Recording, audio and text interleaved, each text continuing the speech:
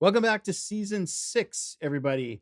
And this is, well, should I tell them what we're reviewing today before our quick cut? Or Yeah, that makes okay. thematic sense. Okay, so we have A Nicolas Cage special for you. a Nicolas Cage special, yes indeed. And he's not only is he prolific all the time, but I think he's got 2 out in the theater right now, Mhm. and I think there's 2 more this year, He's on fire. Nick Cage movies. I think I've converted you because you rolled your eyes every time I wanted to do Nick Cage movies, and now you sound like you're kind of excited about it. Yeah, he's actually, I have to admit, he's done some. He's had a good couple of years. He has. And in the horror genre, he's done some really interesting things. So I have to be a little more appreciative of his Yes, you do. contribution. So what I need now though is a Nick Cage t-shirt. So if you see one of those, I will happily pay you for one. All right. I need a whole other, like, I on the know. backside, there's like Yeah. 12 more movies just I from the last know. couple of years. I So, know. yeah. Anyway, okay. So what we're gonna do though first is a quick cut, I believe. Yes. And welcome to our world of Hoyne, by the way. Coin, Um, shine on. this is Shine On Pale Ale, That's a good one. hazy IPA. Not a big IPA fan, but it's just got an edge of fruitiness to it. Yeah, the hazy ones are better, I think. Yeah, kind of like me, an edge of fruity. Anyhow, That was a good one. okay, so let me open up my. So, like a few episodes ago, when we talked about Winnie the Pooh 2, Blood and Honey, we did the same quick cut. Today, again, we're going to discuss the same quick cut. Yes, that's how it's working, and you'll see in a minute why we're doing this. Red rum. So our quick cut today Yes. is 2024's Arcadian, directed by Benjamin Brewer. Let's just say Nick Cage is in this film, along with some other people. A father and his twin teenage sons fight to survive in a remote farmhouse at the end of the world. 5.5 on IMDb, but a more respectable 78% on. Critic score, but 55% audience score. So Yeah. there's a bit of a disconnect. Yeah, I noticed that. Okay, so what was your take on Arcadian? Because I saw it and you just watched it. Yeah, I watched didn't you? it.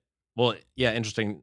When this comes out, the second I started the movie was the second that I checked my iPad, and it's like Donald Trump was just shot, and we were like, "Whoa, Oh, we need to wow. pause the movie and Yeah, figure holy out what's cow. going on." So Yeah. that's interesting because like that's like a flashbulb memory for me now. I Yes. think for the rest of my life, I will remember Arcadian because that's what I was doing when I heard that Donald Trump was shot at. So, anyways, we did get through the movie, and I liked it. I think it's good. Not perfect, not his best. And he takes a bit of a backseat in the film, actually. He does. It's definitely more of a vehicle for the two sons. But I went in blind, and so it was kind of cool to see how it developed. I think you and I both said that it was a bit of like a Quiet Place style. Yeah, I wrote, there was a Quiet Place. There's also a movie which I think kind of flew under the radar for a lot of people called The Silence, which was I think a Netflix exclusive. I haven't seen that one. And then there was another, well, similar as well, a little bit to The Watchers. Yes. Yeah. Which interesting, I was doing a little bit of reading on that today. So I don't know if it was a typo or if it's marketed differently in some places, because I think Rotten Tomatoes had it as The Watchers, but IMDb has it as The Watched. Oh, And I've only seen The Watchers. I've only ever seen it advertised as The Watchers. So I'm like, is this the same movie? And this one is Arcadian, right? Not The Arcadian. Yes. Yeah. No, for sure. And I think the boys both really impressed me in terms of acting. I think they were the highlight. I didn't know their names, unfortunately. But this is a creature feature, so if that is your bag, you'll probably like it more. Maybe. My critique would be maybe they were overexposed. Like, I don't love seeing a lot of CGI monsters. Yeah. They do some cool things with them. They're kind of unique. Yeah, that's fair. Yeah. But if you like to leave it more to your imagination and not see, CG monsters in their full form, then that might be an issue. But I thought it was a solid film. I think it was good. I thought it was reasonable. I mean, if I'm gonna, well, I guess if it's a critique, there's just been a lot of these movies lately. This kind of like alien creature sort of thing, and the end of human. Like there's A Quiet Place. There's the Silence, there's the Watchers, there's just been a whole bunch, I'd say, in the last 3 or 4 years. Yeah, Stranger Things on Netflix. it's I true. mean, and I don't know if that was the impetus for many of these movies because it was so popular and it was so well liked by the audience. Stranger Things, I'm talking about. Definitely.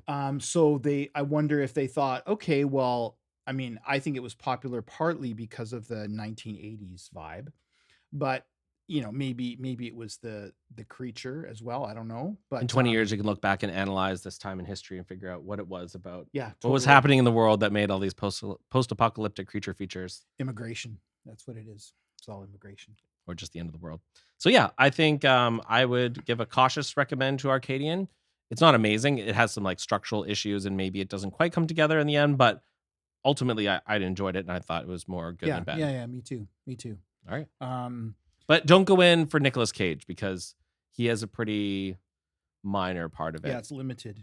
Yeah. Unlike our next film. Well, maybe you like our next film, which we're also going to Yeah, discuss. actually, Yeah. So, coming back to Nicolas Cage, this is the reason that we did this special episode. Well, not because of Nicolas Cage, but because he's been in these two features that have been released fairly close together, and so our main feature The main feature. today.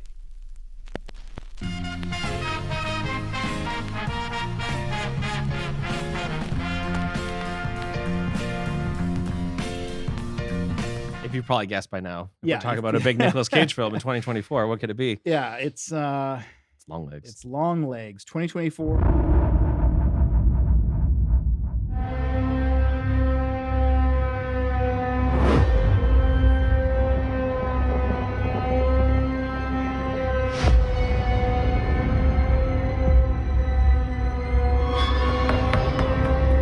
Written and directed by Oz Perkins, who also did Blackcoat's Daughter. Mm-hmm. And I don't think you've seen I Am the Pretty Thing That Lives in the House. No, I saw Blackcoat's Daughter, but not the other one. Yeah. So first of all, I didn't know that he had directed these other two films. I really liked Blackcoat's Daughter, and I see a lot of similarities, Mhm. not just in content, but in pacing and style. I Am the Pretty Thing That Lived in the House. Is that the Netflix one?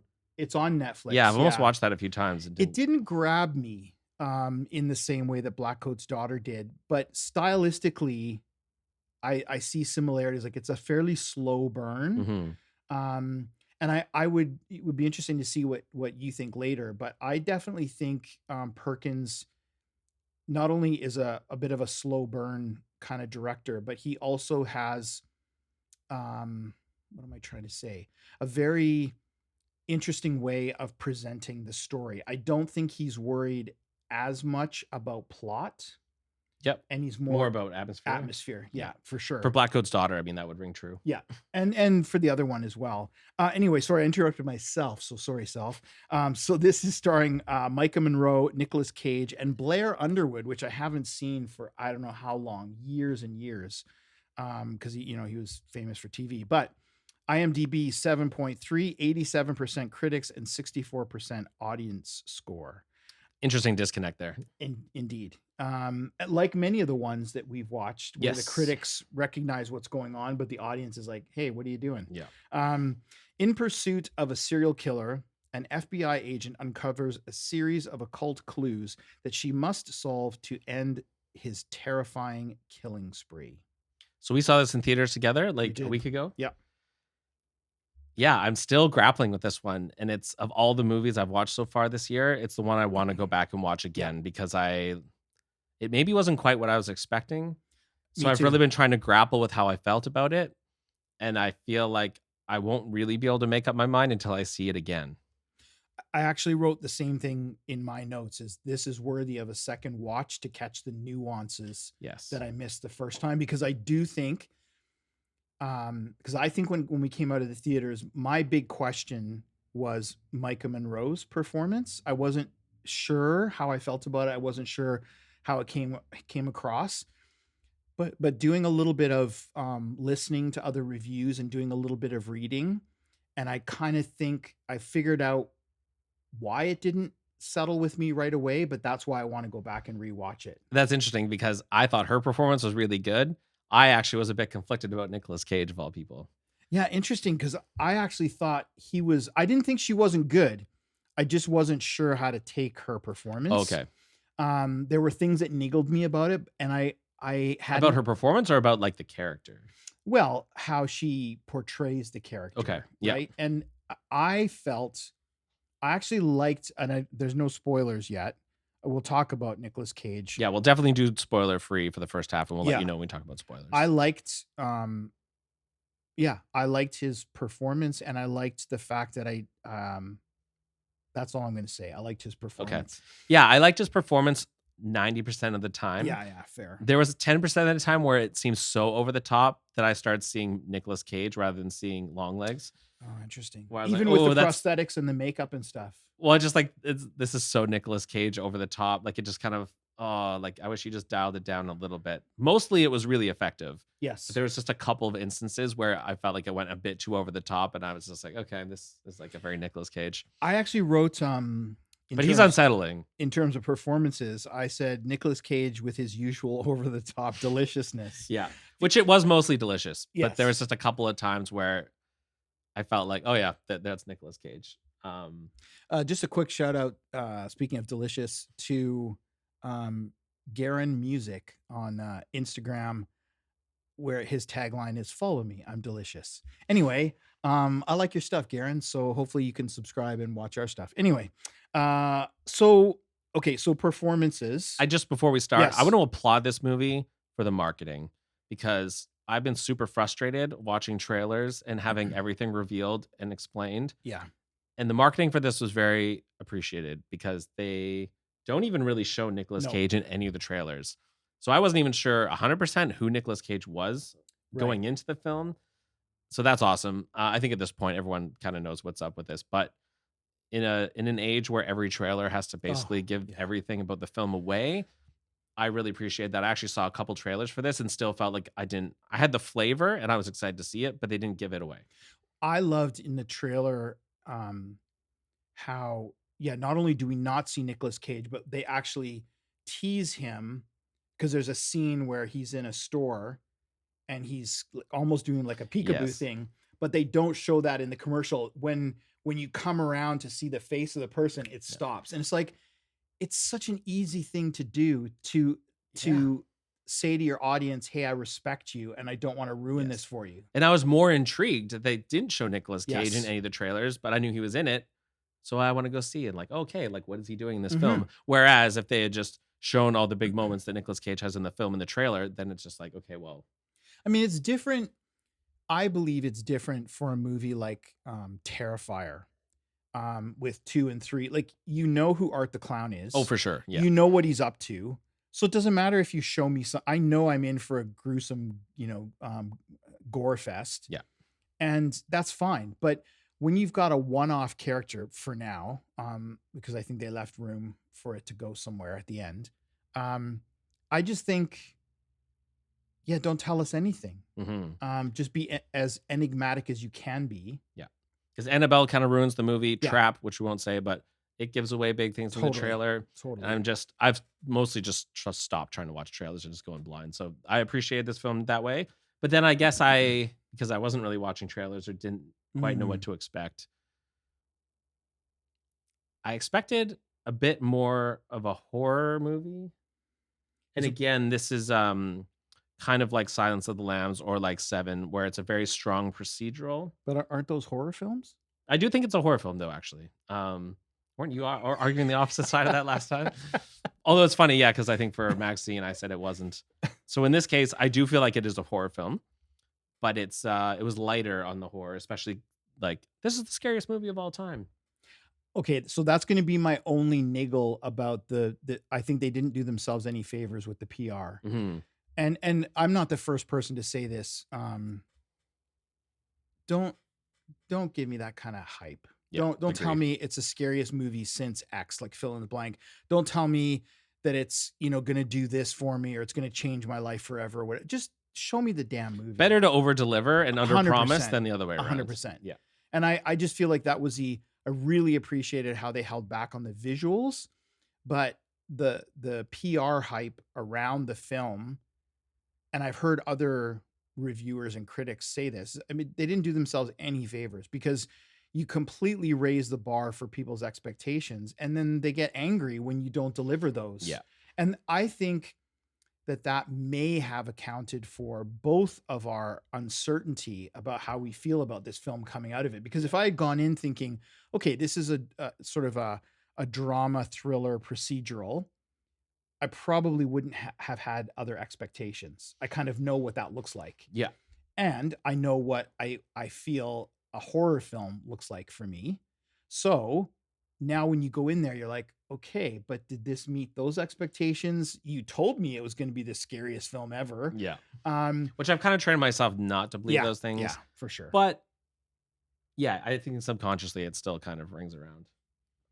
Now, I don't know which parts of this we want to do first, but for me, there were some obvious similarities to other films of the past. So you've mentioned two of them. Yeah, like for me, it felt like a bit of a mix between like Silence of the Lambs and Sinister or something. Like if those two had a baby, that's kind of what I Yeah, felt interesting. watching it. But Seven too, you mentioned. For And sure. I mean, I don't think it's as dark as Seven, but it gets there close to the end. We can talk about that in spoilers. so I know, like you've said, like you clearly consider Seven to be a horror film. You don't quite consider Silence of the Lambs to be a horror film. So where does this one fall in that spectrum for you? Yeah, that's a really good question. Like, would you call it a horror film? I think I would. I think. I mean, this is going to seem, and my apologies. This is going to seem like I'm sitting on the fence because I am. I think this falls between Seven and Silence of the Lambs because it has, with its content and with some of the scenes, it goes beyond Silence of the Lambs, Yeah. but it doesn't quite get as dark as Seven. See, and I don't want to spoil anything, so maybe I won't say it now, but I do think there's something about this movie that actually pushes it even beyond Seven. To the point where I would say this is like pretty clearly. It'd be interesting how you justify that. Not that you have to, but it'll be interesting to see what you say about that because I do think there are a couple of things that I'm thinking about. It's like, okay, maybe I can see how that went there. But we'll talk about that after spoilers. For sure. But I do think this is also like a tribute to 90s horror, but like this was the decade of the procedural. Yes, absolutely. And so I think it's kind of the fact that it's set in the 90s and it's also paying tribute to like a predominant genre from that time. I thought that was kind of cool because I think a lot of stuff recently we've had like Late Night with the Devil, which is about the 70s, and Maxine, which is in the 80s. I actually feel like there's lots of been tributes to the 80s. Yeah. The 90s doesn't get a whole lot of love, but I do think, and to be fair, I think the 90s wasn't a great decade for horror overall. I was just gonna say, yeah, that's why I think. But it was cool to see. Yeah, that's fair. And there's not a whole lot of explicit reference to this being a 90s film. Like this doesn't feel like a 90s time capsule like some of the films we've watched. But even like having Bill Clinton's That's picture, the only way I knew it was 90s. Like, okay, well, like it puts it in time. Yeah. So I like those 90s procedurals. And so I think this is like, I appreciate that element of it. Yeah. I mean, I really liked, and I think I attribute it to the same things. Like the 80s is kind of a bit of a heyday for horror in many ways. The 90s, not so much. I think the 90s had a lot more of these thriller procedurals. Yes. And they also had those. Was it like Along Came a Spider and Bone Collector? And like there was a lot of them. There were. And there were also The Cell, right? 90s? Yeah. 2001, I think The Cell. Okay. Just barely. But there's also the idea that you've got like in the 90s, well, although I think it's late 80s, like 87 is the year that's coming to my mind, but Fatal Attraction, Single White Female, you had a bunch of killer women movies. Hand That Rocks the Cradle? Yes, Hand That Rocks the Cradle. A lot of good movies in the 90s. Yeah, and I think you're right. Like if you consider, the 80s to be the heyday of the slasher, 90s was probably the heyday of the thriller procedural, and particularly the erotic thriller was very common in the 90s. Mm-hmm. This is not that. Longlegs is not an erotic thriller. No. Not unless you get off on some I wouldn't characterize it that way. No. Weird stuff. Yeah. Not weird. I mean, I don't want to yuck somebody else's yum, but unless you really like Nicolas Cage. Yeah. Did you find it scary? So I know we were saying like this being marketed as the scariest film of all time is probably disingenuous, but were there like how did you find the scare factor of it, or how did you experience it as a horror? I don't know if I'd use the term scare, I'd probably use the term more shock than scare. And I Yeah. don't mean that in a schlocky horror way, the mirror scares. I just mean it was like, "Whoa, they did that. I didn't think they were gonna do that." Um, so I think that's more I was shocked by what they did Mhm. as opposed to, "Oh, that's scary." It's kind of interesting actually because though we have a horror podcast and we watch lots of horror movies, and you would think we would be the perfect people to tell you about that, I almost feel like people like us are the wrong people to actually say if something is scary. I think we're Yeah, so agreed. Yeah. desensitized and we watch so many extreme things that are scary that then when something doesn't quite reach that level, you're like, oh, that wasn't scary. But I wonder, that's why I like having the special guests on sometimes who weren't big horror fans because you could gauge that more. How does the average person experience this film rather than a hardcore horror fan?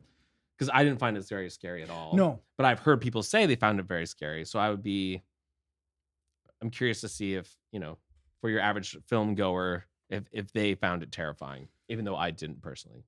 Yeah, that's a good point because I think often we don't find things scary because we're desensitized to it, right? I mean, Yeah. it's kind of like people who love war films or whatever. You have a level of violence in those films that you become desensitized to Mhm. because you watch war movies, right? It's Like the the same. reason Hereditary made my top 10 list for horror is like it actually got under my skin Yeah. and affected me physiologically despite having seen so many horror films. So I'm like, that was awesome. That's a really good point, actually, because I don't think I had analyzed it that way, but I think a lot of the movies, whether other people find them scary, it's what I found scary or Right. what got under my skin. And we've talked about this before. I think that's the beauty of many genres of film, but I think horror and comedy are the two most obvious where it's very personal. Yes. What you find funny, I don't necessarily. I think we have similar taste, but what I find funny, you may not, and the same as scares. Like what I found really unnerves me might be quite different than what unnerves you because it's all our life experience. What things have we been scared by in the For past sure. and all that stuff, And right? for this subgenre, like I think for some people, like the fear of a serial killer is really scary. Mhm, For me, mhm. I don't really find that very scary, but like I find supernatural things or like possession or demonic things. Like Yeah. I find those more unsettling. But I know for like some people, like my mom, like Silence of the Lambs is one of the scariest films she's ever seen. So for those people, this might be really scary. Yeah, absolutely. And I think, Micah Monroe is turning into one of the sort of modern screen queens. She's done It It Follows, follows. Villains. I don't think you've seen No. with Bill Skarsgård. No. So good. Okay. It's a horror comedy, a dark, like a black comedy, but they're both so good in that. It basically, and I'm not giving anything away, but these Bill Skarsgård and Micah Monroe are these two kind of drifters who come into these people's home, and then it's just a gong show Okay. after that. And you can kind of tell by the title what. But she also did Watcher, not The Watchers or The Watched, but just called Watcher. And I think where were they supposed to be? Like in Prague or someplace? Or did you see it? You haven't seen it. I don't know if I've seen that one.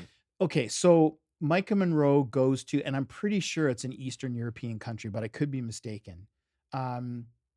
With her fiance or husband, he's working, but she isn't. Okay. And she's getting these weird like phone calls. Oh, I and- did see this one in the apartment building. Yeah. Yes. I don't remember where that was. Actually, that was good. Yeah, I thought it was Yeah, pretty yeah. good. Right. That was from like last year or 2 years Yeah, ago. yeah. Sorry, 23 I or did see that 22. one. Yeah. I thought you'd seen it. But again,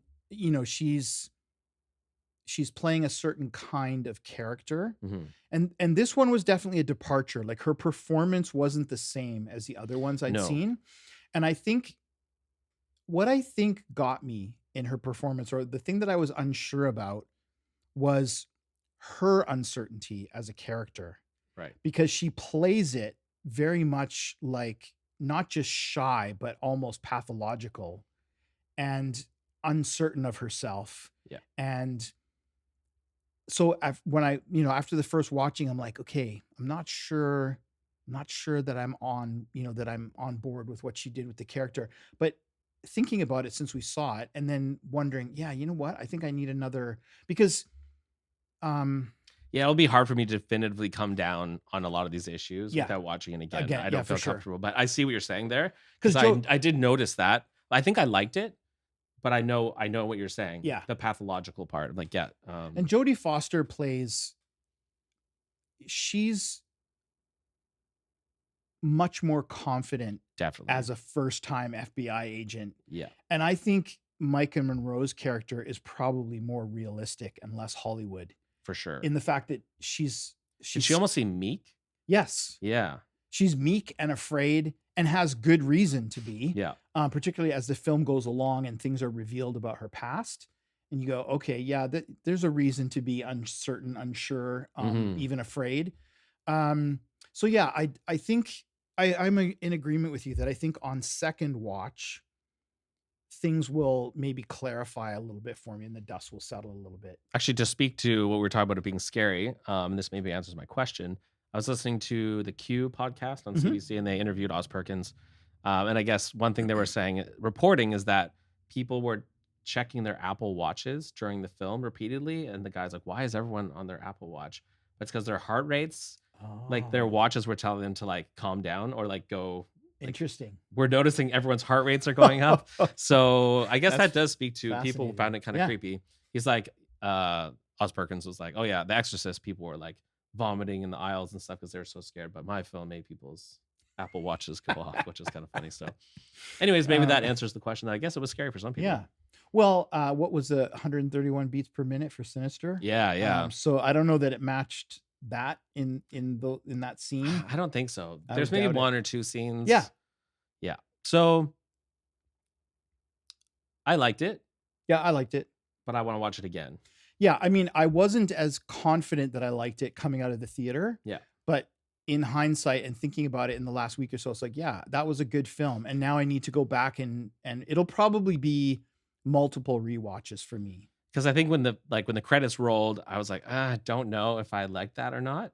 But the more I reflect on it, the more I think about it, and the more I chew on it, the more I think I will appreciate it more on a second viewing. Which I think is an indication of a well-made film Hmm. and a good film is that if you're uncertain, not and this isn't to say that I haven't liked a film right off the bat, but oftentimes it's rare that I will find a film that I like the first time out that I want to keep going back to. It happens. Hmm. Like Halloween, Exorcist, Texas Chainsaw. But more often than not, if I'm uncertain, it's usually because there's something good there, but I haven't quite nailed it. And I think part of it's just the Yeah. expectation. Like Talk to Me, when that was over, I was like, that was Yeah, amazing. totally. And I was like, that was quite unsettling. Actually, that was also got a reaction out of me. Whereas this one was just a little more psychological, a little less what you would think of like lots of jump scares and really creepy. It was more muted. Yes. So just And grappling with that. it's easy to find a film you don't like. Like you come out of the theater and you go, yeah, no way. I for sure didn't like that film and I didn't find anything redeeming. When I'm questioning, that's where I think there's probably room for, okay, there's probably something in there that I just need to sit with a little bit longer. Yeah. I Um, did find it predictable. And maybe again, your Mm. average film goer isn't gonna notice that. And if you've watched a lot of movies, you start to pick up on things. But even at the beginning or near the beginning, I was like, oh, I bet this is gonna happen. I bet this is gonna happen. And sure enough, it did. So for me, I was a bit let down with some of the predictability. Did you find it predictable? Parts of it, but did you find the part with her partner predictable at the very beginning? No. A little bit. The way it was shot, I thought maybe was foreshadowing. I felt something was coming, but not what happened. Maybe not quite that. Yeah, yeah. Are we spoiler territory, or do you have more to say? I think we could probably head into spoilers. I think everything else I would want to talk about involves spoilers. Maybe like, is there anything you want to say just about Nicolas Cage's performance without? Um, he's very creepy. Um, I liked the fact. Well, I'm just trying to think if I'm giving anything away. Yeah, let me talk about that in spoilers. Sure. Yeah. It was interesting because again, when Oz Perkins was talking on the podcast, he was like, okay, I have to make sure that like my serial killer doesn't seemed like a Buffalo Bill ripoff, Mhm. and there's Kevin Spacey in Seven, so I have to make sure that I'm Yeah, doing a unique iteration of a serial killer, which he does for sure. absolutely. Interesting though that he was like cognizant of that idea of trying not to like copy too much some of the most Yeah, famous serial killers from films. I mean, even though one film is obviously a lot older than the other, but we're talking 20, 30 For sure. year films. But because they're so prominent in the genre, I totally get why he would have to think to himself is like, I'm not sure about, don't want that because that's going to lead people to think it's already with a single female FBI agent and a serial killer. You've got undeniable For comparisons to, sure. right? Yeah. So I think it's wise of him as a director to be thoughtful about, okay, sure, on the surface, these look like they're similar films, but they're not the same film or they're not the same villain or, I think that's whatever. part of the trickery too, is when you start watching the movie, you're like, okay, this feels like a Silence of the Yeah. Lambs kind of film. And you kind of settle in for that ride. Yeah. And you're like, oh no, this is actually quite It's very different. different. So it was a bit jarring in that I almost felt like I was being set up to watch that movie or something Yeah. very similar to it. And it ends up being something quite different. So do you recommend the film then? Yes. Yeah, I would. I mean, if you can see it in theaters, that'd be great. I don't think it's necessary, this kind of film to see it in a theater. It has its benefits, but yeah, I would say for sure see it. Yeah, I recommend it too. I think it's worth watching just because it's very interesting. Whether I love it or not yet, I almost have to go back again and watch it. But maybe do temper your expectations a little bit though, in terms of this hype around it's like the scariest Yeah, movie of all it's not. time. Well, But it wasn't for me. definitely worth watching. Yeah. Okay, so we're gonna get into spoilers. Spoilers. Okay, spoilers. So I just had an upcoming thing spoiled for me.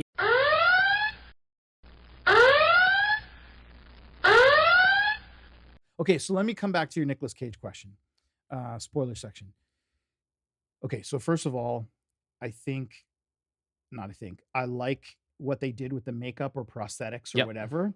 It was a weird kind of like almost a Michael Jackson They throwback. actually were, referencing that. Yeah. And I guess the reason they said he wears all the makeup is the characters had so much plastic surgery that it ended up looking weird. So tried to cover it up with Right. white makeup. Yeah. And that doesn't look weird at all. So that No. was perfect. Yeah. Looks perfectly normal walking down the street. So I liked that. I liked that little weird voice that he did. I thought that added a level of creep. And I was pleasantly surprised that they killed him partway through the film. Yeah. I didn't fully expect that. No, I mean, and I think so. I applaud the filmmaking there because they don't drag that character out. Like it was surprising when he was caught Mhm. and then he's interviewed. And then, of course, when are they going to stop doing headbangs on the table? That is so horrific to watch. Yeah. And it's funny because I had some friends down who had not seen Talk to Me. Okay. So we watched that literally like 3 days ago before watching this movie. Wow. And so obviously there's a head Yeah. banging scene in that one. So this one maybe didn't resonate as much because I was like, it felt almost like a bit of a ripoff of Talk to Me, which I'd just seen. Yeah. But it's brutal to watch. Yeah. Yeah. I mean, yeah, I think Talk to Me, I would say from a viewer's perspective, Talk to Me and then Hereditary and then this.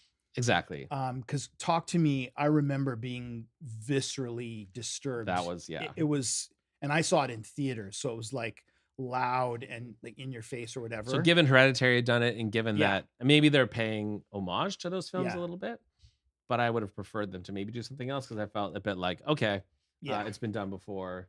I mean, it does. That's a tie, nitpick. But. It does tie into, although Talk to Me wasn't necessarily, I don't know if it wasn't necessarily demonic, but No. it had elements of that. Black Coat's Daughter, Hereditary, and this one, Longlegs, all have an element of satanic ritual to them, or Which I liked. I Satanism. wasn't expecting that going Yeah. in. And so that was kind of the twist. I was like, okay, Yeah. that's kind of neat.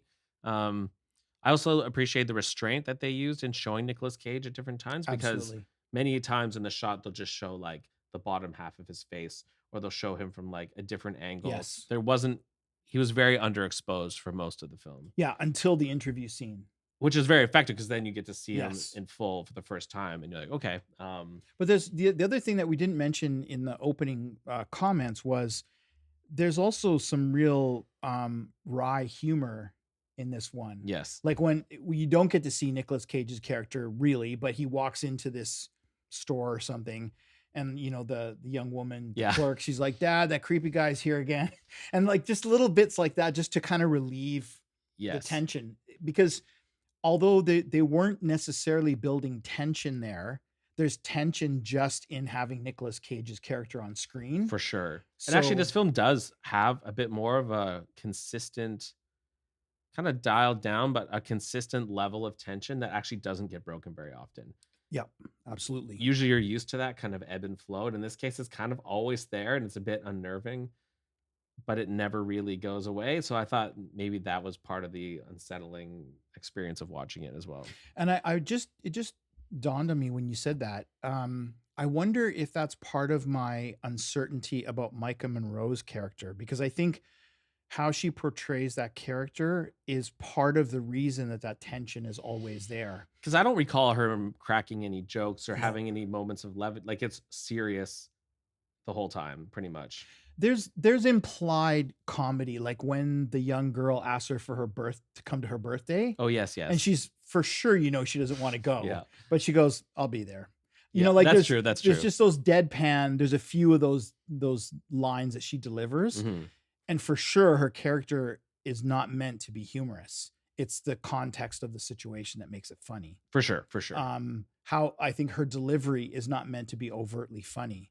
It's just given the context of who she is in the situation that she's in makes it kind of funny, Yes. right? No, I agree with that. Um, So I guess, yeah, to that scene, because that was one of the things that I felt a bit predictable. So they've established that there's families and the father ends up like murdering the whole family. So there's a part when her partner, they're like driving in the Mhm. car. Does he he's driving her somewhere and they go to his house and she's like, "Oh, why don't you come in and meet my family?" Do you remember that scene at the beginning? That's why she's in her bedroom meeting her, talking about the birthday party. oh yeah. You mean her boss? Her boss, sorry, her Blair boss. Underwood. Yeah. Yeah. So to me, that was like, okay, why are you inviting her into the house? Why are you meeting the family? Yeah. Why are you talking to the daughter about her birthday party? Like at that point, I'm like, okay, the only reason we would establish these characters and introduce them to the audience Yeah. is they're going to be It's a relevant setup later. for later. Yeah. So I kind of knew like, okay, this is going to be the thing at the end that's like her personal Sure. interaction with this experience. And then the birthday thing too. When Right. she's like, come to my birthday party and they start talking about birthdays, you just know like, Yeah. okay. So I found that, I mean, maybe there's no other way around it, but I found that predictable. Yeah. I So guess why would you have a scene about the birthday party? Why would this guy invite her in to meet the Yeah. family? Like it didn't seem important to the plot at the time, but Yeah. we're investing in these characters so that they're important for the audience at the end. It doesn't always have to be, because you can sometimes get a MacGuffin or whatever, a red herring where you go, oh, that wasn't important. Like when you see a lingering shot on a knife or something and you go, okay, well, that's going to become important later. Yes. But sometimes it doesn't. Sometimes, a cigar is just a cigar, right? Yes. But what he had talked about at the beginning, I knew that there was something coming with her partner when they stopped, because without getting into all the details, she has a bit of, because of something that's happened to her in the past, she has a little bit of, I would call it almost clairvoyance. She can kind of predict what's going to happen. Psychic powers. So she and her partner are out and they're investigating something, and she's kind of acting cagey and he's like way over the top confident. And that was one of the predictables for me, is okay, this guy's going to get offed because he's too. Yeah, I felt the cinematography kind of telegraphed how they were Yes. going to do it, because they showed him, you don't see anything and he's talking, and I was kind of expecting Totally. something to happen. So What I didn't expect was the door opened, bam, and the guy was dead. I was Right. like, holy. Like I expected a bit of a drawn out scene where maybe he was dragged into the house and okay. something happened. Like I agree with you. How they telegraphed it visually, she was a distance away from him Mhm. because she's uncertain and afraid. he's ridiculously cocky and just goes up and then yeah, I think it was just the speed with which they dispatched his character that Yeah. shocked me. Yeah. No different than the end scene. Like I did Yeah. not like. It's kind of like with movies where you think, okay, they're not going to kill the kid, Yes. and I almost always think, okay, they're not going to kill the mother or like whoever's mother. And not to say mothers don't die in films, just that typically the mother of the main character doesn't No, for die sure. and isn't killed At at the hands her, of their daughter too. yeah, at the hands of her daughter. Although, is it her mother at that point? Arguable. Yeah. So how much I don't think we should give away kind of what happens to Micah Monroe's character. I think that might be too much of a giveaway, but how do you feel about that? Do you have some things that you want to say about that? Well, I guess I feel like anyone who's watching this post spoilers has probably seen the film, and so it's probably okay to talk about. But we can fair. not if you want. No, that's a good point. I mean, but one thing I really liked is the idea that so Nicolas Cage's character Longlegs is the one basically killing these families, but because he's not doing it himself and he's doing it through manipulation of other people, that you can never really tie the crime to him right explicitly. So I thought that was kind of made it extra creepy or unsettling, the idea that he's doing all this, but he can do it from the comfort of his home, and he can't really get caught. Unlike a Buffalo Bill where he has her in his house, so therefore we can implicate him and find him. But this guy's able to operate from a safe distance, which is kind of cool. And I don't know if there's an answer to this question. What was your take on how is this working? This is where I think something sort of fall apart, but I kind of got the idea that like I don't think he was Satan.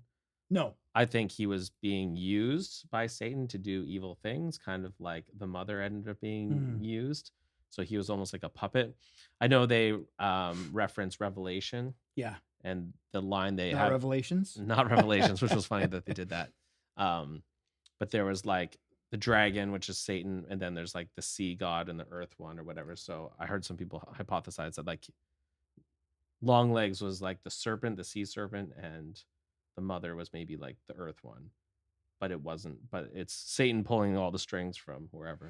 But he's got these like steel ball bearings kind of thing inside these dolls. Yeah. That first of all, if I had a nun show up at my door with a doll that looked like my 9-year-old daughter, yes, I'd be running for the shotgun. Not like, come on in, tell us about the doll. Yeah. Oh, here, let me put this on the mantle. Yeah. Why don't you possess my entire family? That was the thing that niggled me. And maybe it's just because I like to know how things are working, but that one thing bothered me, that I didn't understand how it's supposed to be happening. And if I I think that, and like whatever is in that ball is the thing that's I think so possessing too. But yeah, how is it getting that power? And I think it's fair to say, if I were the director, I would probably say it doesn't matter. Yes. And I'm happy with that, but I would still like it. I would still like to know. They could have had a more clever way for the doll to get in the house, because I agree. Just, hey, you won this contest. Here's a creepy doll of your kid. Yeah, I mean, I don't know. Like, I get the odd email from time to time where, hey, you've won. It's like, no, I haven't. I didn't even put in a ticket for that or whatever. So I don't know. That would be my take on it, is like, actually, no, I didn't win any lottery at the church because I don't go to church and get that satanic doll out of my living. Like, I don't know. I just felt that was a little bit. Yeah. The other thing too, I didn't really understand, didn't work for me really, is like, why would he choose that mother and that child to do the bidding? Like, okay, but he didn't necessarily choose. At least I'll tell you what my take is. Sure, yeah. So, okay, spoiler section. So there is a scene in the film where a young Micah Monroe's character, what was her name? Lee. You should know yeah, Lee Harker. Yeah. Leigh though, I think, not Lee. Lee. Oh, was it? Yeah. Oh, there you go. Okay. There's a scene where she's living in a remote farmhouse kind of thing with her mom, wintertime. She sees this station wagon pull up, and it's Longlegs. Yep. Now, my takeaway from filling in bits of the movie, he wanted to kill Lee's character. her mom begged for her to have an opportunity to grow up. And in order to do that, she had to join him in killing other families in order to save her daughter. Yeah, I guess that's how I read it. I guess that still seems a bit random to me, but Yeah, fair. But I mean, sure. that's how it works. Well, especially because he was targeting like families with fathers and would operate through the father. Yeah. For a while, actually, I thought they were going to say that Longlegs was her father. Oh, okay. Yeah, yeah. Because And her that didn't- father's absent. Right. Yeah. So I was like, oh, it's Longlegs her father. But I guess I didn't want to go too Star Wars with that one. But yeah, yeah. No, I am your father. but I was in, like they never say anything that I could remember about her father. No, So maybe he is her father. maybe. Yeah. So no, that's true. I think I get that part. It just seemed a bit random. That Yeah, I mean, it's a premise to get the Sure. story going. That's right? fair. I mean, Yeah. I don't know. That's all I can say about that. Anything else that you? Well, some funny thing. You're talking about humor. So obviously the stereotype of the time for like the Satanic Panic is like music. If you play it backwards, would Yeah. actually have a secret message. So I guess a lot of the music in the film they did that. And so if you read it actually forwards, it's like, Oh. please give this film a good rating on Rotten Tomatoes and stuff like they put like funny lines and they play it backwards. So That's I appreciate. hilarious. Yeah, That's I thought that was awesome. really good. Okay. Yeah, so I guess I found it predictable. I did critique the face slamming on the Okay. table, even though I think it was effective within the film because it had been done recently in two other notable horror They films. need to come up with another way to because those scenes are absolutely horrifying for me. It's a hard watch for sure. And partly because I know that that's a real thing where people self-harm, and it often involves hitting their head on Yes. tables or walls or whatever. So I don't know, maybe everything else has been done. Like maybe, you've carved stuff into your skin, you've done whatever. And every movie does that, right? Like there's only so many ways that you can Totally. harm yourself or Yeah, kill a person in a totally. movie. So that's fair. I love the credits at the end that they go backward, like up the Yes, screen rather than yes. down the screen. I thought that was a really nice touch. What did you think of did the birthday thing work for you and the diagrams and the letters and the kind of the setup stuff? I don't know. I think I feel like they probably could have had just as good a story without the kind of like Zodiac element. Yeah. Because they didn't. Actually, there as well, apparently there's references to the Zodiac because his spelling wasn't good. Yes. So I guess if you actually decipher the code and read the letters, the spelling is also not correct in these letters, which is funny, but yeah, I just felt like they didn't do much with that element Yeah. of the film. So did we really need it? Like with Zodiac, the film, the Fincher film, like the whole thing is about Zodiac and cryptic messages and all the rest of it. So it makes sense. In this one, I questioned, did you need it? it's funny because that bothered me as well. But just us talking about it right now, I'm like, but if this film is maybe a bit of an homage to those 90s Yeah. films, they all tended to have an element like that. Yeah. So I fair. wonder if that is a way of paying tribute to just those films from that Hmm. era. Did Silence of the Lambs have that? Well, I don't think. Not in the same way that Seven did or Zodiac. That's right. But I mean, you're- Anthony Hopkins, I guess, is working as a bit of a code breaker. yeah, fair. Yeah, because she brings information to him, and it's quid So pro quo. So it's a bit different, but yeah. Yeah, I totally get what you're saying, and you're right. I mean, a lot of procedurals deal in that kind of element where there's some kind of message from the killer that But which is like, oh, it makes a little triangle and Yeah. the 666. I was like, okay. Although I liked the aesthetic of those letters. Yes. And the script and I thought that was cool. Did you like how they were messing around with the aspect ratio and stuff at the beginning? Just trying to think what. Remember, it starts like a small and then kind of got bigger, and at certain times, like the frame of the. I don't remember it shrinking. I think there was one time at the beginning where it does Okay. that. I don't know if that's just to get your attention or just to kind of throw you off. And we've seen. Oh, I've watched so many films in the last couple of weeks. Am I remembering that in this one? Is there a scene where it starts off upside down and then slowly turns, or is that something different? Was that in A Quiet Place? I think that was something different. This one, I would like the aspect ratio changes. Okay. But yeah, I think That's an interesting notice, though, because I didn't.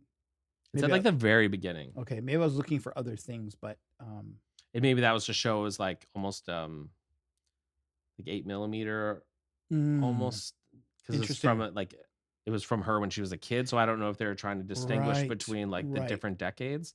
They also have that subtle like there's Nixon on the wall at one point, Yeah. which is different than Bill Clinton because they never really refer like it's never like 1979. Like they No. don't have a year, No. but they just use those little subtle hints to give you a sense Bill of when Clinton things is are your happening. only clue that it's the 90s. I think right? so. Yeah. That I could notice anyway. An Ace of Base playing in the no, just kidding. Yeah.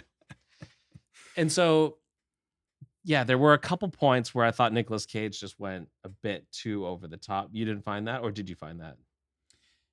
Well, Because mostly I thought he was unsettling and creepy, mhm. but there was times where like, okay, this feels a bit like this is Nicolas Cage rather than this is Longlegs for me. I guess because I expect elements of his performance to be manic Mhm. in some way. I think he was actually more contained than he often is. Mhm.